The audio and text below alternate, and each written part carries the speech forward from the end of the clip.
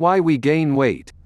We eat more calories than what our body needs in a day, so the excess gets stored as fat. Our bodies are designed in such a way that in times when it was harder to get food, our bodies could be prepared by having stored extra calories in times of plenty in the form of fat.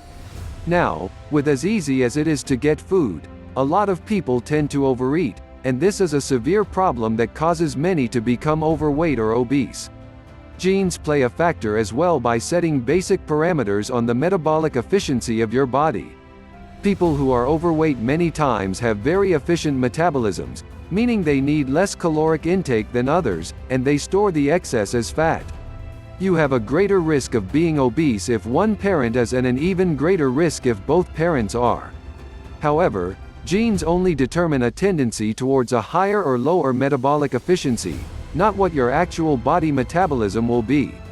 Your metabolic rate. Besides genetics, your metabolic rate depends on how active you are. It is said that every 10 years past our mid-20s we lose about 10% of our metabolic rate. This probably does not have to do completely with age, however, but instead with how active we are. The more active we are, the more muscle mass we can retain, or even build, and in turn the more fit we are because muscle tissue is metabolically active whereas fat is not. On the other hand, if we lead a basically sedentary life, we are much more likely to be able to gain weight as we lose muscle mass. Eating patterns. People's eating habits make a huge difference in determining their weight. When foods high in fat or sugars are favored, this of course can cause much weight gain. Also, how you serve the food, i.e. do you put the portions on everyone's plate or do you bring it all to the table and serve it the food family style where everyone can take as much as they want? Portion size is one of the main reasons people eat too much. Also, how have you learned to eat? If you are a fast eater, you may not even realize the cues your stomach gives you that it is full. 5 larger portion sizes. Over time, larger portions of food have become the norm, especially at many restaurants. Weight has also gone up because of this. Exercise or the lack thereof. Exercise is essential to a healthy lifestyle and to maintaining a healthy weight.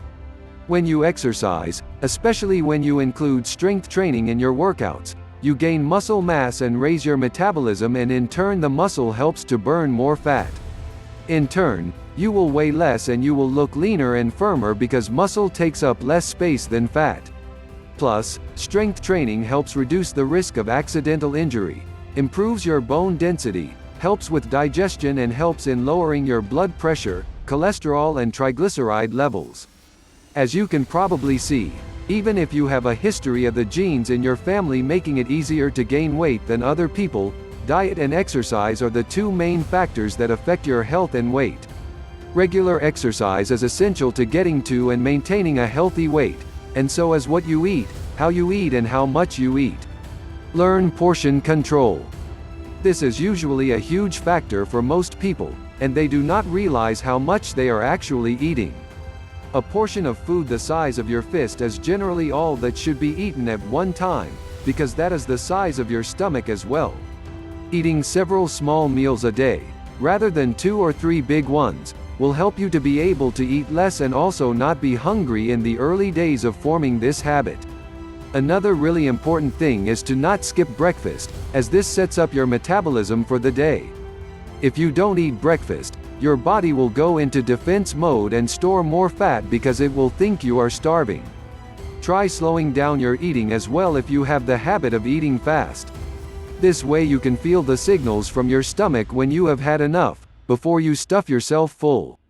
When you have done that, you know for sure you have eaten too much. In reality, on a scale of 1 to 10 of fullness, we should feel right in the middle, around a 5, when we are done eating. It takes some practice, but you can learn this trick and you will feel so much better knowing you did not stuff yourself to the maximum capacity. Another thing to watch of course is your intake of fatty and sugary foods. We all need nutrients, including healthy fats, to keep us balanced, but eating a lot of junk food and sugary drinks will attribute greatly to us gaining more weight. Processed foods don't generally have a lot of nutrients in them, or any at all, and they are high in salt, sugar, and unhealthy fats. In today's busy lifestyles, we may not realize how often we are eating these foods. If you are one who is always ordering out for work, or going out to dinner as well, this is not going to keep you healthy because you do not have the control as to what is being put in your food, except special ordering at a restaurant, and it is much harder to make sure you are eating the right kinds of things and getting all of your nutrients. Going out to eat is fine every once in a while, but be sensible in what you are choosing, and you don't have to clear your plate of the large servings you will most likely be given.